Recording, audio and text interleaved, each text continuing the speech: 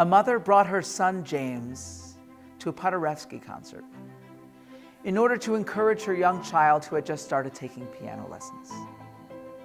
And they got there a little early, and the mother sees a friend she hadn't seen in quite some time. And she begins having a conversation. Meanwhile, James is enamored by his surroundings. He's never seen a concert hall. And he begins to explore. The lights go down, the mother goes back to her seat, and she realizes her son is gone. And she frantically begins to look for her son. But meanwhile, James goes through a door that says, "Do not enter."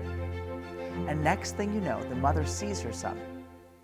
He's right in center stage with a spotlight on him. And she is mortified. She wants to dig a hole in the ground and just jump in. Paderewski walks out as the boy is pounding on the keys, and everyone is sitting there in complete silence, waiting to see what's going to happen next.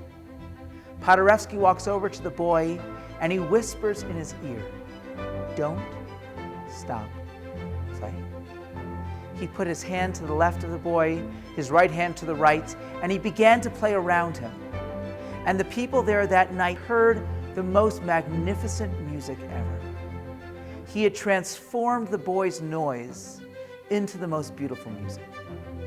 When describing those who helped construct the temple, the artisans who made all the different components, the Torah describes them as Chacham Lev, those who were wise of heart.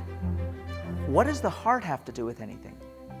These are people who are using their minds, using their hands. But think about it.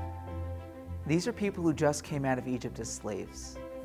They weren't trained as craftsmen, but they were deeply passionate about contributing. And God says to them, as long as your heart is in the right place, as long as you're passionate about trying to contribute, you do the best you can. You just keep on playing. Pound at those keys, and even though it might sound like noise, but if you really want it, and if you try hard enough, I will transform that noise into the most magnificent music. And that's what God says to each and every one of us. As long as we try, and as long as our heart is in the right place, He will transform our actions into the most magnificent and beautiful music.